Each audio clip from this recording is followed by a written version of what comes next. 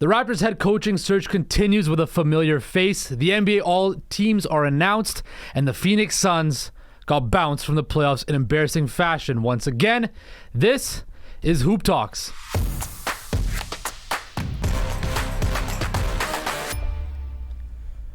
What is up, everybody? Welcome to Hoop Talks. Justin Pooni Noor Zainab. The rest of the crew is MIA on a Friday. It looks like a load management day, Noor, for them. I do want to say, though, we should give a shout out to Karina Mustafa, who's at the practice facility for the W game right now. Big things she's not. on Saturday. Yeah, she's not slacking. She's there covering something. So if you're in Toronto, you got no plans. I believe there's a couple tickets still available on Ticketmaster, wherever you get your tickets from. You gonna buy me a ticket? Check out Justin, it's not about you right now. Okay. Check out the W game tomorrow. I believe it's at 4 p.m. It's going to be one for the books. But let's throw it back to you, Justin. Okay. Thanks. You're welcome. Thanks for Anytime. shutting me down and getting a ticket for me. But anyway, let's go through the Toronto Raptors coaching search. We're going to talk about, of course, the All-NBA selections and the financial implications for a lot of players that are going to be affected. And, of course, the Phoenix Suns just got flat out embarrassed last night by the Denver Nuggets, getting eliminated again in 2 straight years in the second round. But first, let's start off with the Toronto Raptors, where we found out last time we recorded Hoop Talks that they had interviewed JJ Redick for their next head coach. But that's kind of hit the skids a little bit. We don't know what's going on next. We found out that Masai and Bobby Webster were actually in Italy. Yeah, interviewing someone that we already know, Mr. Sergio Scariolo. Yes. Said it together. Jinx, yes, maybe that's something. Maybe that brings them here. Or you're just afraid that I was going to mess up because I messed up 3 times before we recorded this. Audience, yes. I felt like I should have taken over there, but anyway.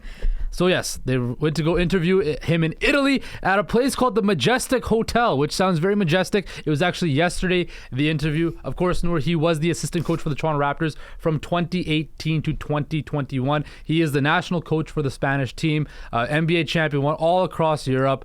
What are your immediate thoughts on the Raptors potentially going to a previous assistant to fill in their new head coaching position? I love it. I think it's one of the best. Well, I definitely like Becky Hammon there too, and I like the idea of adding Kenny Atkinson, but I think this for me makes so much sense. And I've been on the board and on the train of bringing someone like him over, because when you saw the Raptors in their offense from 2018 to 2021, it was phenomenal. It was all about ball movement. It was all about getting the ball in the right places, not even about giving it to the best player on the court, but figuring out how to get everybody involved by making plays and getting the spacing out there, getting guys to hit different shots. And that's what Sergio did with that roster. So he was a massive offensive weapon. He was really good for the Raptors bench development as well. We had 6-man Norman Powell coming off the bench, and that's again catering to what Sergio could do with that roster. And you also obviously have the familiarity with the organization, you know, Masai and Bobby. He's well respected not just within Toronto but also completely Europe wide. He's a champion there too. He's won the Italian Super Cup back-to-back in 2021, 2022. This was right around the time that he took over when he left the Toronto Raptors as well. And then he also won the Euro Cup in 2022. They qualified for EuroLeague for the first time in 14 years under him. So he's very well respected. Also was on, what's it called? Hustle? No. The Netflix movie? Yeah. Where Raptors fans were all hyped that they got the main actor who didn't really play for the team. Juancho Hernan Gomez. What's his name? He played. I thought his name was Bo Cruz now. Nobody was... Justin, if you're not, I'm not going to play along today. Okay. Anyway, and he actually made an appearance on that movie as himself as a coach of the international Spain soccer team. Spain soccer, wow. Spain basketball team. Talking about people that are messing up right now. Spain, sometimes I think soccer. It's not my fault. But again, he's familiar with the organization. He understands what is at cost, what they're looking forward to, what Masai's direction might be. And on top of that, as I said, it's the factor of getting our offense going. The Raptors offense has been absolutely just in the dog water for the past couple seasons, and we need someone like him to come through who actually specializes in that level of game. And he's actually been the Toronto Raptors head coach for 1 game. Nick Nurse wasn't there. That's when Kyle Lowry gave him the game ball after the game. They won that game. It was his game against the Houston Rockets, and we won that 122-111. So he actually already has a winning record as a Toronto Raptors head coach. Yeah, 1 game. I don't care. Hey, look, it's a Okay, winning means record. something. Hey, it's a winning record. Look, you mentioned how he's a winner across the globe. Look, you mentioned even with the national team, he's won a silver medal in the Olympics. He's won a bronze medal, won the gold in the 2019 World Cup, a bunch of golds in the Euro basketball tournament, which we know has really increased the level of competition over the years. I think that what I really liked is what you mentioned about the ball movement and the European style of offense that they're running. You hear all these guys have said it's way harder to score in Europe than it is in the NBA because it's all ISO ball in North America, whereas in Europe they really focus and emphasize on teamwork and sharing the ball and creating open shots. And we know the Raptors struggled with that a lot because it looked like a lot of the times this year the offense looked discombobulated, looked confused, didn't know what they were doing, and then they have to chuck up a shot at the last second of the shot clock, and more times than not it didn't go in. So I think that's something that's really key. The one thing that I think about with this hire would be, does this mean that a lot of the core pieces would stay together? Because he has prior history with Siakam, OG, Fred VanVleet. I wouldn't really think so because, like, when he was there, the team also looked very different. Like, you had Gasol, you had Ibaka, you had Lowry, you had Norman Powell, you had Kawhi Leonard. So I don't think it would be a matter of, like, what does the team look like if he takes on. It's more so the fact that he has a relationship with the organization, with Bobby Webster, with Masai Ujiri. And I think that's something that would be beneficial and probably appealing on both sides, right? Like, you're walking into something that you already know. Yeah, and again, I know a lot of the fan base wants him to hire from outside, don't want to hire from within. This is kind of a tweener. Yes, he's been away from the organization for about a year or so, year and a bit, but I think that might be enough time. But he is familiar with the players in there. Currently on FanDuel, they do not have his odds for there yet, as it just got announced. Becky Hammond, as you did mention, is still the favorite. Adrian Griffin, Kenny Atkinson, Jerry Stackhouse, Sam Cassell, and of course JJ Redick round out some of the notable candidates still out there. But of those, I actually really like Sergio. Like, I'm a huge fan of that. I do too, right? I think that might, a guy who's been a winner across the globe, he's been a part of the championship contender, was a part of that culture that won a title, knows some of these players that are still around. I think that's a big thing that the Toronto Raptors will, look forward to doing, because Masai talked about the culture, rebuilding it, getting back to what they know, playing just basketball. It's enjoyable to watch. I think Sergio coming in, that could help bring that in. And I think just the international flavor. We know Toronto has brings a lot of international flavor when it comes to the Raptors, so that might be something that they do look at. And I also wonder, like, having that international coming from a place like Europe and stuff. Like, he's a coach in Spain and Italy and everything too, and they apply a different kind of mindset there. And I think if you see even players over here like Luka, like Giannis. Jokic and stuff, Giannis, right? They're very. It's not gonna be the same. It's a different game in Europe. Yeah, well, not even just the game, but I'm talking about, like, the leadership quality of it too, right? Like, I think in terms of what we saw with Nick Nurse, as great of a coach as he was, we saw a lot of problems in the locker room. But we saw that this year, though, and I think that was trickling over, though. Like, sure. when you saw, well, those things are easily able to be swept under the rug if you're winning, and you're able to take care of that. But when you enter a season, and that's where honestly your job as a coach really steps up. When you enter a season and a bunch of contracts are up and a bunch of guys want to get paid, so now it's up to you to figure out how do you maintain those egos and everything else along with it too. And he didn't do his job there. I think Sergio is kind of like, he would understand the leadership aspect of how to lead those guys in the locker room and on the court. I do want to defend Nick Nurse a little bit on that, because I do. Hear me out before you scoff at me like that. Hear me out first, okay? Look at the contract situation that the Raptors had this year, right? You have Fred VanVleet looking for a new deal, Gary Trent Jr. You have, a guy like Pascal Siakam who, dependent on an all-NBA selection, could be eligible for a super max, right? You had the Scotty Barnes as the rookie. There's a lot of different things at play this year, right? Nick Nurse had been there for so long. You know how the Eagles were playing. But that's your legit job. I understand that, right? But also Nick Nurse was looking for a new deal himself, right? That's selfish. That's what I'm about. Okay, let me finish my point before you cut me off again, okay? Right. Can I finish? Yes, go. Justin, sure? Make it a show, yes. This is a show, so I'm making it a show. Thank you. Anyway, a lot of guys wanted to get paid, including the head coach wanted to get paid this season, right? And it did not go anybody's way, right? They failed, right? They tried to go for it at the deadline. It did not work out. And now we're in a state where the Toronto Raptors, where you don't really know what's going to happen. Is Fred VanVleet going to stick around? Is Gary Trent going to stick around? Who from this other parts of the core, other than Scotty Barnes, is going to stick around? Who's going to be the head coach, right? And I think Nick Nurse's messaging ran stale in the locker room. I think after this year, people just kind of tuned him out because he's been there for so long, right? It wasn't because they tuned him out because he's been there for so long. They tuned him out because he was calling them out to the media. And that's, again, like, I get what you're saying. Absolutely. It's not entirely on Nick Nurse alone whatsoever. Everybody faults blame for what happened to the Raptors this season. Everybody. Front office, Masai, Bobby Webster, the players, Nick Nurse, everybody. But I think the move to fire him was the completely right move, because he had shown the past 2 seasons, as great as the coach as he is on court, you have to be a coach in the locker room too, and understand how to deal with personalities. And to deal with that is not to go to the media and talk about how bad your players are, how much you wish they were played better, how much you wish you had better players on the roster, how much you wish that other players would step up compared to other players. And that's not something that's conducive to anybody and their mental game on the court. And that's why you lose the locker room. Like, let's say I'm here with you. After I leave here, I go on Instagram Live and I'm like, oh, that Justin, I wish we had a better show together. You're not gonna be happy with me. You're gonna be like, that's kind of like, I'd rather, like, you're gonna be like, I'd rather you have come to me. And who knows, I think they definitely had conversations about them in private too, but it's the moment where those conversations are no longer private is when you lose the room. And that's where I think his coaching flaws really came in. Like, on the court, he's a great coach.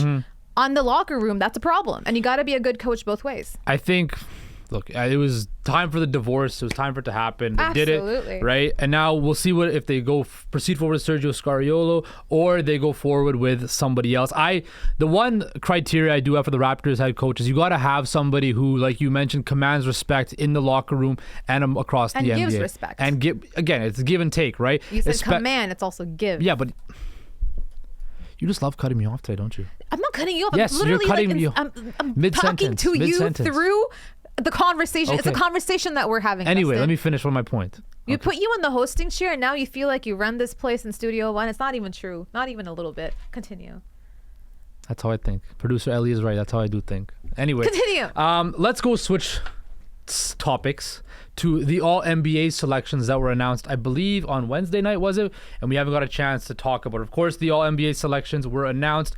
Some surprises, some not so many surprises. The first team, of course, was Giannis Antetokounmpo, who was a unanimous first-team All-Selection. Jason Tatum, Joel Embiid, Shai Gilgeous-Alexander, Canadian, the second Canadian behind Steve Nash to get such an honor. Luka Doncic. Then the second team was Nikola Jokic, Donovan Mitchell, Steph Curry, all of that. Now, there was one notable omission from the Toronto Raptors that people might be kind of salty about. I don't know. I saw some things on Twitter. Pascal Siakam. He was left off an All-NBA team, of course. I think he averaged like 24 points, 8 rebounds or something like that. And this affects him a lot financially, Noor. And you know that I like to talk about money a lot. So it's actually reported that now Pascal Siakam, because he didn't make All-NBA, the Raptors can offer him a 4-year extension worth $192.2 million over the offseason rather than a 5-year $290.3 million. I'm no mathematician, but that's pretty close to $100 million difference right there for Pascal Siakam. So looking at that situation, do you think now this is an easier pill for the Raptors as well? So now they don't have to commit almost $300 million to Pascal Siakam, or even for another team that's potentially willing to package something up to trade for him? Yeah, I think for the Raptors itself, like it's bittersweet because like one of your players didn't make the All-NBA, but at the same time, it almost means that you don't have to pay him that big lump sum. So you're kind of sitting there wondering which glass you'd rather have from those two. But in terms of him deserving it, I think he deserved to be there because of the season that he had. Justin, don't make that face. The season that he had, like the past couple of years, please. He's always improved his points per season. Every single year he's improved it. The past 2 years, let's go back to 2021. He averaged 21 points. Last year, 22 points. This year, 24 points. So he's always going up and improving his game. This year, he had one of the best individual seasons the Raptors have seen, including Pascal Siakam for himself. But the downfall there, obviously, was the Raptors' record as a whole. If your team is losing, it's really tough to award someone on that roster. Only Damian Lillard was the only guy who was able to win something that wasn't a part of a playoff team. I think two other... Luka Doncic as well. He was first team. Oh, he was first team as well. Yeah, sorry. So Luka Doncic and Damian Lillard. I think the other two, they were maybe like two other players from playing teams. But your record does factor in quite a bit when it comes to all these awards, just like MVP, just like DPOY, just like All-NBA. Like, all these things factor in. So as much as I would have loved to see him win that, I think we all knew that it wasn't going to happen, because it's not the season for the Raptors. Quite frankly, when I look at this situation with Pascal Siakam, how he did not get on All-NBA selection, I think this actually works very well for the Raptors, because now they have a little bit more flexibility if they want to deal him, where teams that would acquire him, of course, they're not going to get his bird rights, course. but they can now be like, okay, look, like, we can now be it's more manageable. His cap hit would be to trade him away, and teams won't be so worrisome to acquire him. And I think for the Toronto Raptors, I would be very, very hesitant to offer Pascal Siakam a full 5-year, almost $300 million extension for a guy who's going to be getting up there in age. Yeah. I don't know if he's the guy you want to build around. We've already heard there's a lot of chatter It's all about your direction of the team. Exactly, too, right? and we're going to find with the new head coach and which players that the Raptors want to go forward with in that aspect. And I think, look, I think low-key, Masai and Bobby are kind of happy that they don't have to pay him that much money, because that's a whole lot of dollars to dole out for a guy as your number one player. Did not lead you anywhere, right? Yeah, okay, continue. Was I right?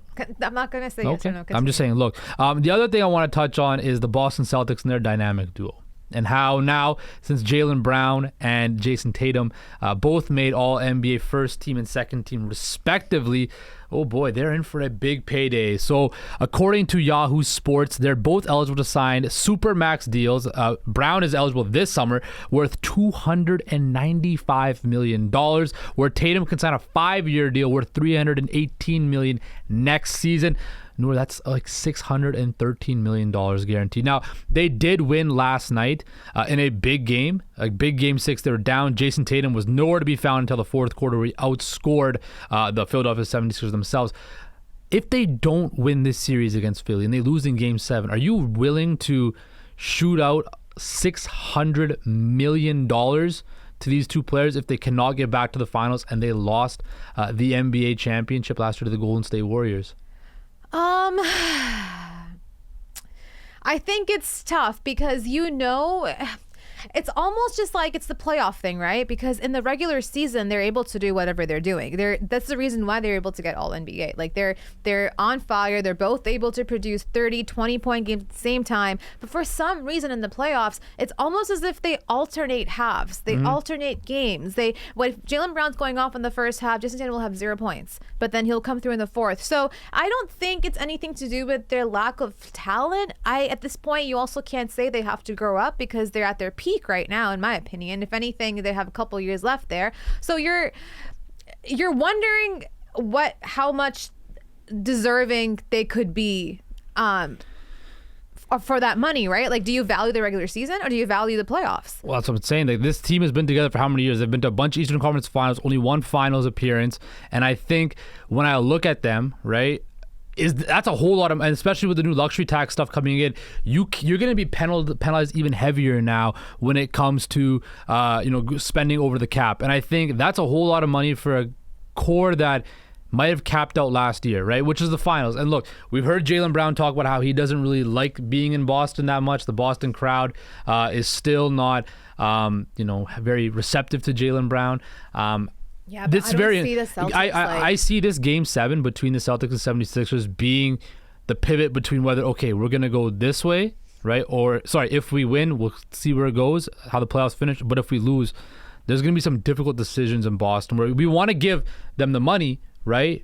But I just think we have to pick one or the other, because that's a whole lot of money to do it for the guys that, again, two guys making that much money, that over max, super max money, right? Yeah. It hampers what about Brogdon, Derek White, Robert Williams, Grant Williams, Al Horford, if he's still on, Marcus Smart, right? You have to start making decisions on what happens for the rest of that roster when you have two guys making that much money. It sucks because any other team would be killing the chance to have the Jays on their roster, right? And even for the Jays, you're like, where else would you go to go contend? But the Celtics, you could go to maybe teams that are in the threshold of playoff races and stuff. But you're somewhere where you're destined to go, not destined, but you're supposed to go to the finals, or at least the Eastern Conference Finals every single year. So do you get into a position that's better for you, But at the same time, how much are you producing on the court in the playoffs? So I don't know. I think that's a very tough place to be, because then they got to decide, do you want to keep Tatum or Brown? Do you want to keep regular season or the playoffs? But who do you surround these guys with as well? Because you need to have multiple players on the team to make something. You can't just have one guy. And I think last night, like again, we see Jaylen Brown really assert himself in the first half of games, but then he kind of steps away in the fourth quarter. That's what I'm saying. They always alternate. And it's like, imagine if both of them were going off at the same.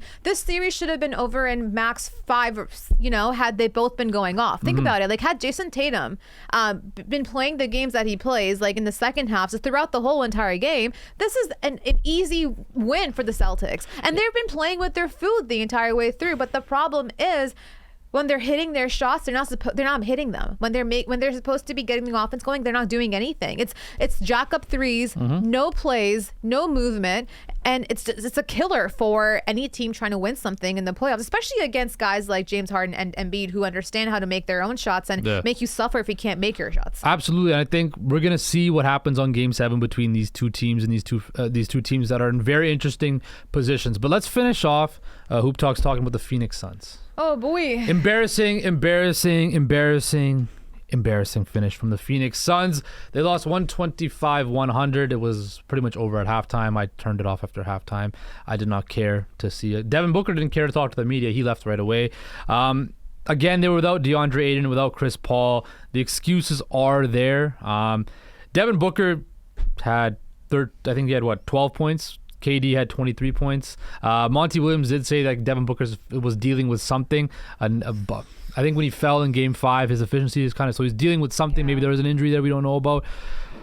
But man, back-to-back honestly, years. This is exactly what happens when you acquire talent.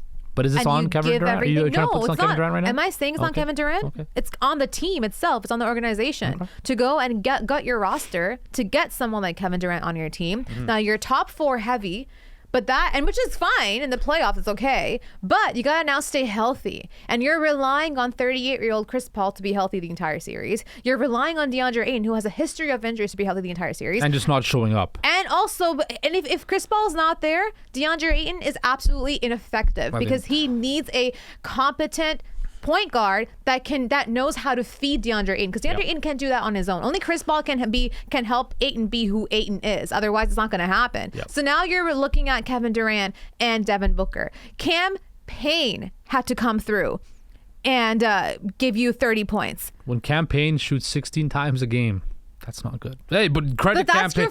He was 12 for 16 from the field last night. No, it's fantastic, but that's not going to win you the game. No. That's your 5th best player. And as great as that game was, you clearly need more depth than that. And that's honestly why, I feel like you want to make the playoffs for sure as a team, and you want to bring someone like Kevin Durant on. But when the Raptors were looking to, and he was available, and we could have traded for him, we knew that you'd be gutting your entire roster. They don't even have any first-round picks available anymore for trades.